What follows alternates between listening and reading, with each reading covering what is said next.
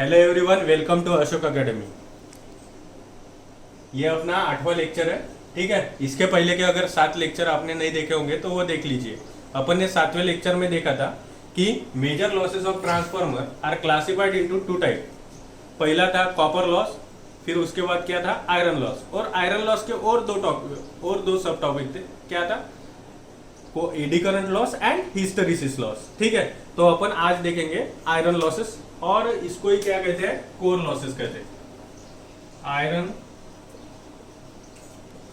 Losses और core losses.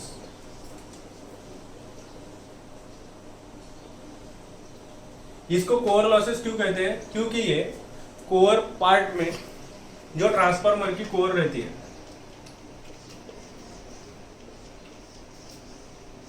ये losses core part में जनरेट होते हैं। ठीक है, इसके लिए इसको क्या कहते हैं, कोर लॉसेस कहते हैं। ठीक है, इसके पहले कॉपर लॉस कहाँ पे जनरेट हो रहे थे, वाइंडिंग में। ठीक है, यहाँ पे ये कॉपर लॉसेस कहाँ पे जनरेट हो रहे हैं, कोर में। ठीक है, तो ये कोर लॉसेस के 2 टाइप है। एक है हिस्टेरिसिस लॉसेस,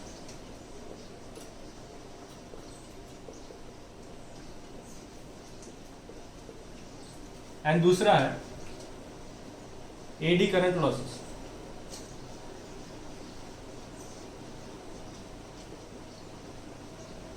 तो इसमें से अपन पहले देखेंगे हिस्टेरिसिस लॉसेस। सो देखो, hysteresis losses mainly depend on the area of hysteresis loop. ये किस पे डिपेंड करते हैं, depend on the area of hysteresis loop। मतलब अगर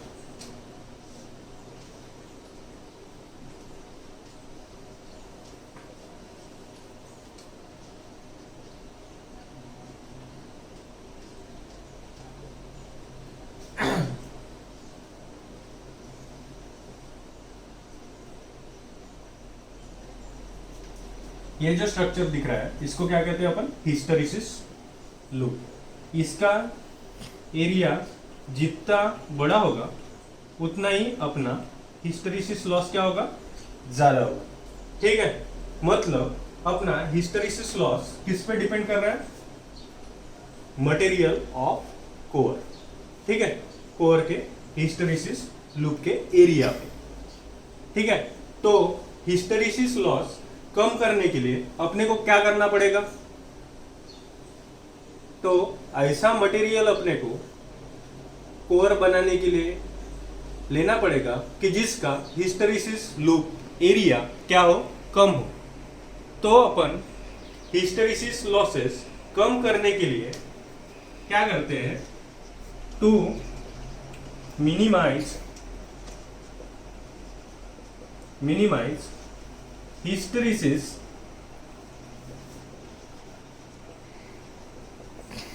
losses,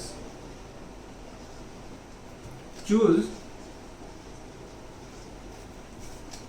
material of core which has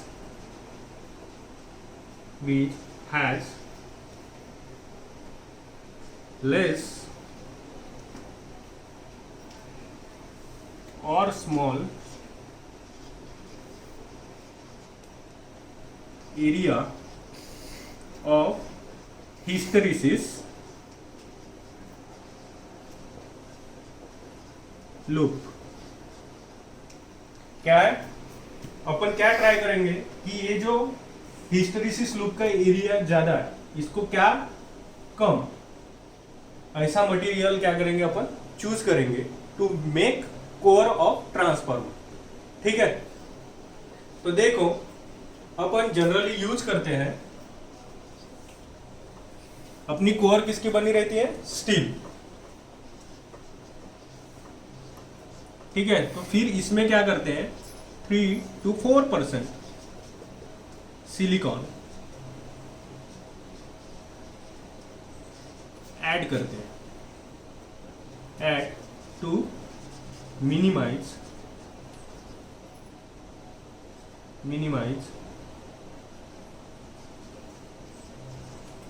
it's area. ठीक है, तो देखो फिर क्या हो जाएगा, सिलिकॉन 3 से 4% स्टील में ऐड करने के बाद वहां पे कुछ स्ट्रक्चरल चेंज होते हैं, उसके वजह से जो अपने को ये समझ लो स्टील का है, तो सिलिकॉन स्टील का एरिया अपने को क्या मिलता है, कम मिलता है।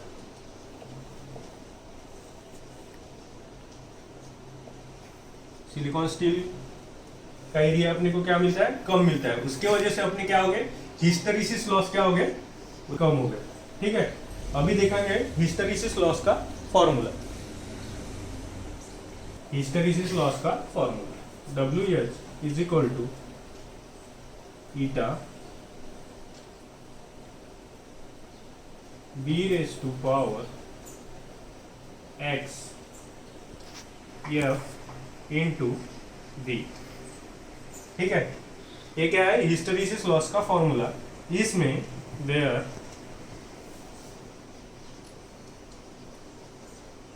This indicate Steinmetz constant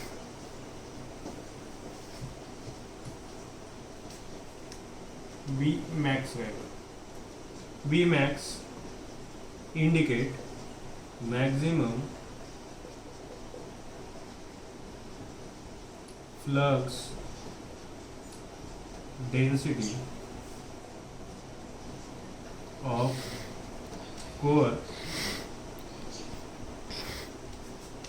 और ध्यान में रखो Bm is directly proportional to V/F। Very very important. ठीक है, फिर इसके बाद X है हिस्टैरिसीस कोएफिशिएंट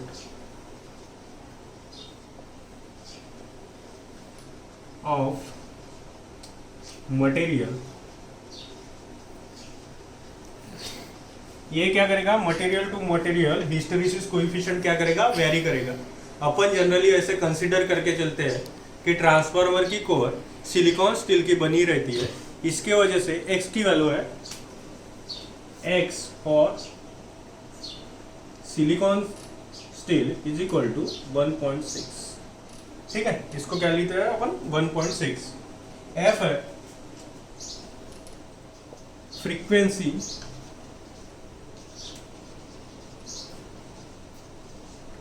और यहाँ पे V मैंने इंटेंशनली ऐसे लिखा है, यहाँ पे है ये V मतलब वॉल्यूम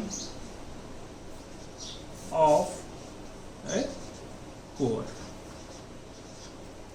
ये क्या है, वॉल्यूम ऑफ ए कोर। तो देखो, और ये जो V दिखा है ये क्या है, वोल्टेज, और ये क्या है, फ्रीक्वेंसी। ठीक है, देखो ये फॉर्मूले में ध्यान रखना, ईटा क्या दिखा रहा है, स्टेनमेट्स कांस्टेंट। Vm क्या है, maximum flux density of core, और Vm is directly proportional to V/F, where V is voltage and F is frequency. फिर X क्या है, hysteresis coefficient of material. Hysteresis coefficient silicon के लिए उसकी वैल्यू है 1.6, और यहाँ पे देखो ये V क्या है, वॉल्यूम ऑफ अ कोर। ठीक है, तो देखो अभी ये फॉर्मूला केयरफुली देखो, यहाँ पे स्टीनमेट्स कांस्टेंट कैसा है, कांस्टेंट। X ये क्या करेगा, मटेरियल, एक बार कोर का मटेरियल अगर फिक्स हो जाए उसके बाद ये भी क्या रहेगा, कांस्टेंट, मतलब पावर कांस्टेंट है। इसके बाद में ये वॉल्यूम ऑफ कोर भी क्या रहेगा, कांस्टेंट। तो hysteresis losses is directly proportional to, Bm की जगह लिख लो, Bm is directly proportional to V/F। V raise to power 1.6 F to the power of 1.6 into F. मतलब ये हिस्टेरिसिस लॉसेस किस पे डिपेंडेंट है? वोल्टेज पे। ठीक है, ये हिस्टेरिसिस लॉसेस किस पे डिपेंड है? वोल्टेज पे। ठीक है, वैसे इसकी वैल्यू किसी प्रकार से लोड पे डिपेंड है क्या? नहीं। इसकी वैल्यू लोड पे डिपेंड है क्या? नहीं।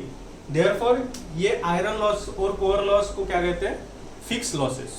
इसको क्या कहते हैं? फिक्स लॉसेस, क्योंकि ये लोड करंट पे डिपेंड नहीं होते हैं, इसकी वजह से इसको क्या कहते हैं?